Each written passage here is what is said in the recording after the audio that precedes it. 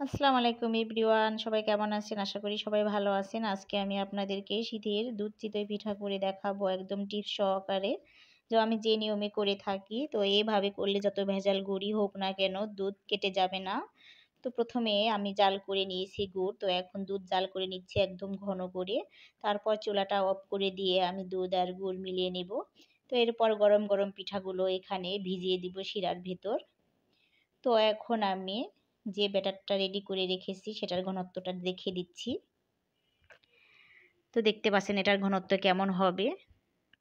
তো এই ব্যাটারটা কিন্তু অনেক সময় নিয়ে আমি মুথে নিয়েছি এবং আধা ঘন্টা রেস্টে রেখে দিয়েছিলাম। তো এখন আমি দিয়ে দিচ্ছি একটা একটা করে পিঠাগুলো ভেজে নিতে।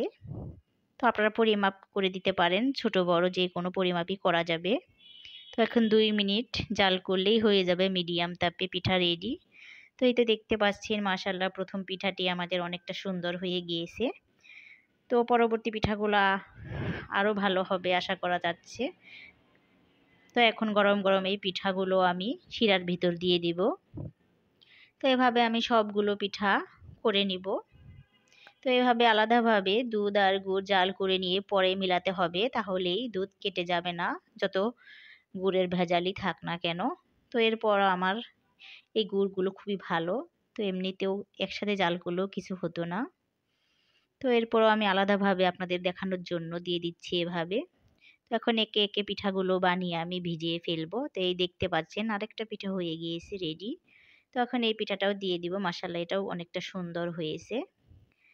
তো এখন ভিজিয়ে রাখলে 2 ঘন্টা পরই রেডি হয়ে যাবে পিঠাগুলো, খাওয়ার জন্য প্রস্তুত হয়ে যাবে। তো দেখতে পাচ্ছেন তো আমাদের দুধ কিন্তু কেটে যায়নি এখানে। তো অনেকটা ভালো হয়েছে, অনেকটা সর ছিল, তো সেজন্য এগুলো উপর দিয়ে ভেসে আসে। তো এখন একে একে সবগুলো পিঠা বানিয়ে নিব। তো এই তো দেখতে পাচ্ছেন আমাদের পিঠাগুলো 2 ঘন্টা পর দেখাচ্ছি, একদম রসে ভরে গিয়েছে পিঠাগুলো। তো এখন একটা আমি কেটে দেখাচ্ছি কতটা সফট হয়েছে। তো এই তো দেখতে পাচ্ছেন আমাদের পিঠাটা খুবই সুন্দর দেখাচ্ছে মাশাআল্লাহ।